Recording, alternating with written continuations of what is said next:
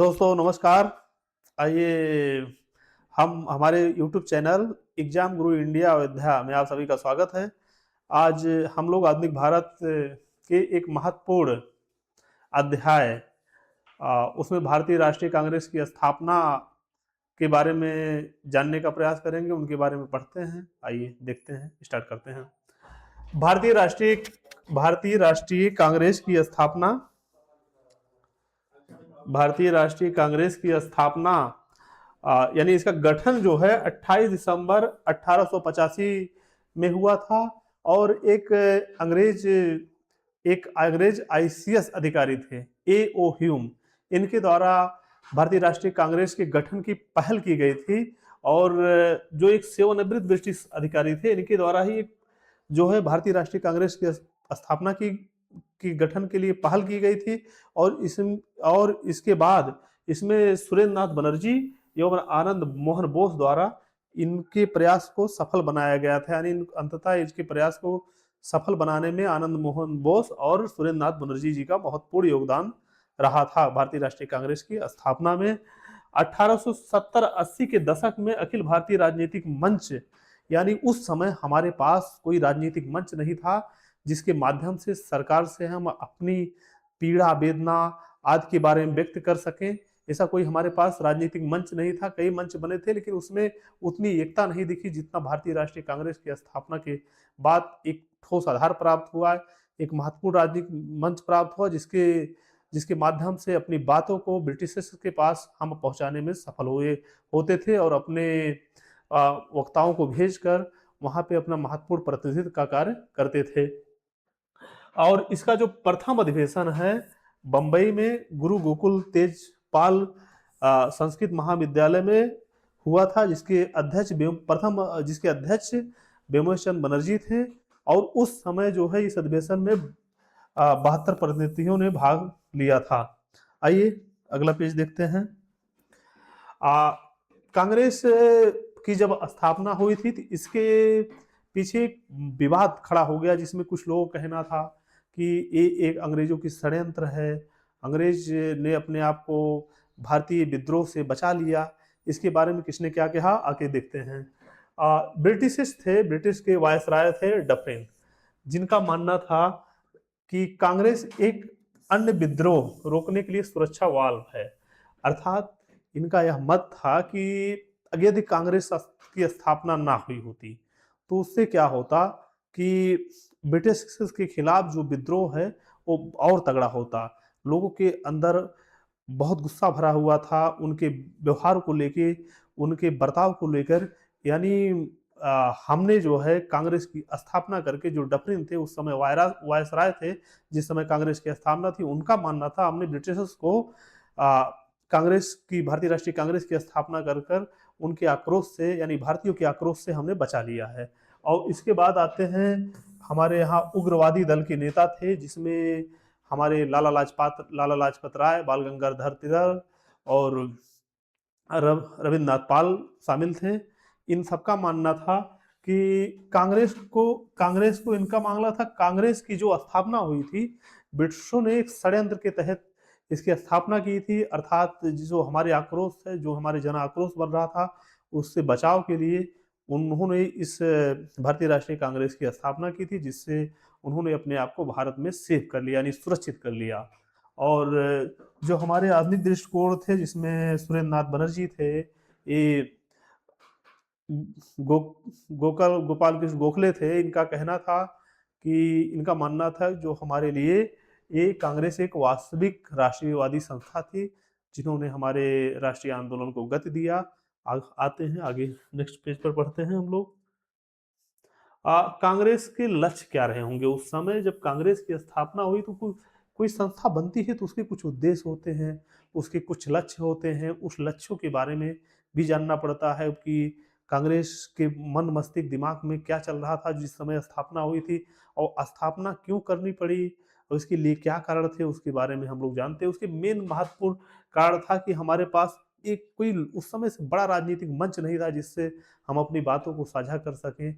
यही एक लोकतांत्रिक राष्ट्रवादी आंदोलन बन एक राष्ट्रवादी लोकतांत्रिक आंदोलन बनाना, यानी हमारा लक्ष्य था कि भारत में ब्रिटिशर्स के प्रति जो है एक बड़ा राष्ट्रवादी आंदोलन तैयार करना, जिससे उनमें अपनी भागीदारी प्राप्त करना, ये सब चीज़ें थी। एक केंद्रीय राजनीतिक संगठन की स्थापना करना, यानी जैसा कि पहले ही हम बता चुके हैं कि हमारे पास कोई राजनीतिक मंच नहीं था, कोई संगठित संगठन नहीं था। उसके लिए केंद्रीय संगठन के रूप में भारतीय राष्ट्रीय कांग्रेस उस समय कार्य कर रही थी।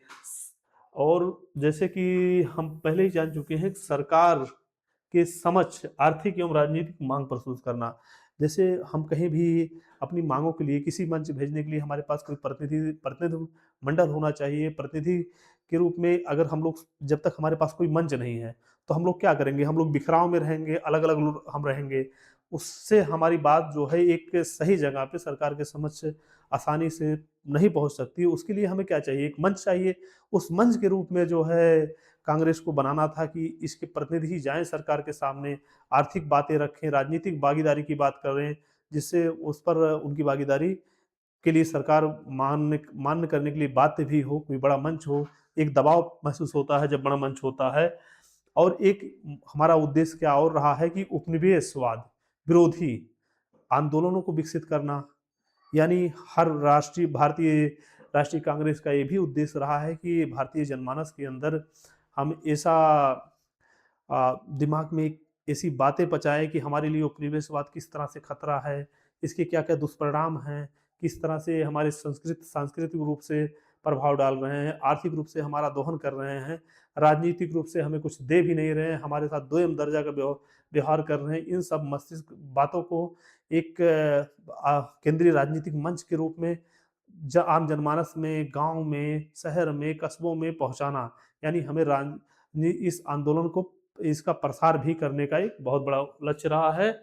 धर्म, जाति और पंथ से ऊपर उठकर राष्ट्रीय एकता को बढ़ावा देना। बच्चों, जो आप लोग जानते हैं कि किस तरह से ब्रिटिशर्स ने हमारे देश में फूट डालो राज करो की नीति का अनावरण किया था। उनका एक ही उद्देश्य था, किस तरह इनको धर्म के रूप में, जाति के रूप में और प्रांत के रूप में आपस में एक दूसरे को लड़वाते रहें, जिससे हमें आसानी से इनके ऊपर शासन करने में बहुत सहजता होगी, सरलता होगी।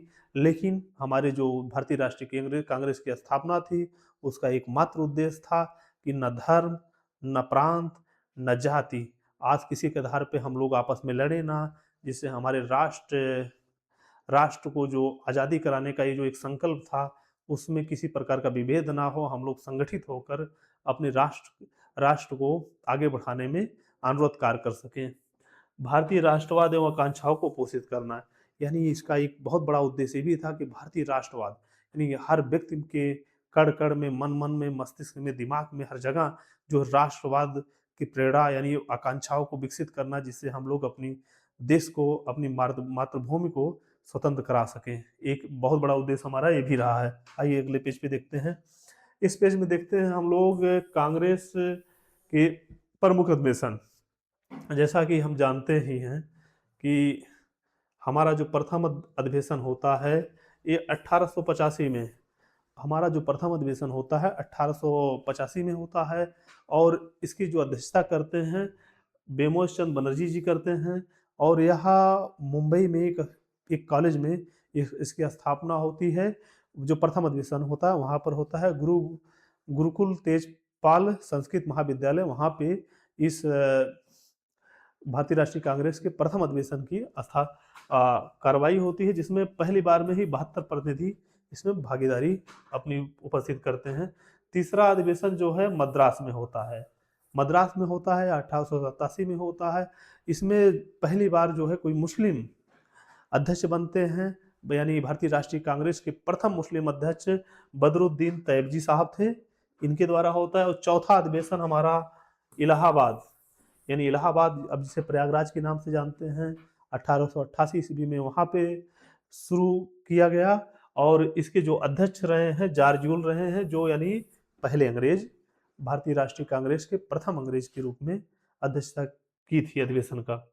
और हमारा उसके बाद एक महत्वपूर्ण अधिवेशन होता है 1907 में, सूरत अधिवेशन होता है, जिसकी अध्यक्षता रास बिहारी बोस जी करते हैं।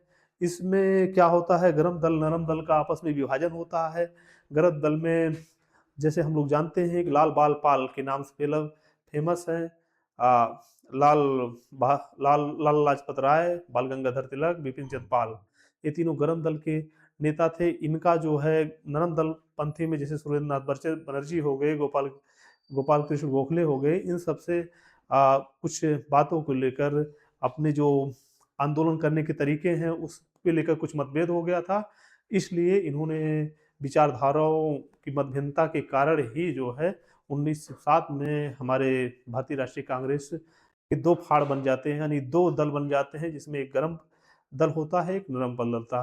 अंततः दोनों लोगों का मात्र एक ही उद्देश्य था कि हमें किसी तरह देश को आजाद कराना है, यानी भारत माता को परतंत्रता की बेड़ियों से स्वतंत्र कराना था। बस एक ही उद्देश्य दोनों का एक ही था, बस रास्ते अलग हो गए थे यहाँ से दोस्तों। और इसके बाद हमारा अधिवेशन होता है 1916 में।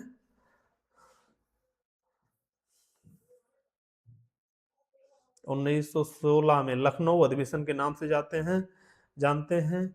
1916 में होता है दोस्तों। इसमें जो है अंबिका चरण मजूमदार इसकी अध्यक्षता करते हैं, और यहाँ पे कांग्रेस मुस्लिम लीग के बीच समझौता होता है, यानी कांग्रेस, मुस्लिम लीग एवं नरम दल एवं गरम दल आपस में सभी एक हो जाते हैं, जिससे जो स्वतंत्रता के आंदोलनों का धार था, जो उस समय कुंद पड़ गया था, यानी धीमा पड़ गया था, उसको तेजी करने के लिए यहाँ पे इन्होंने आपसी समझौता कर कर लखनऊ अधिवेशन 1916 के माध्यम से आपसी एकता बनाते हैं।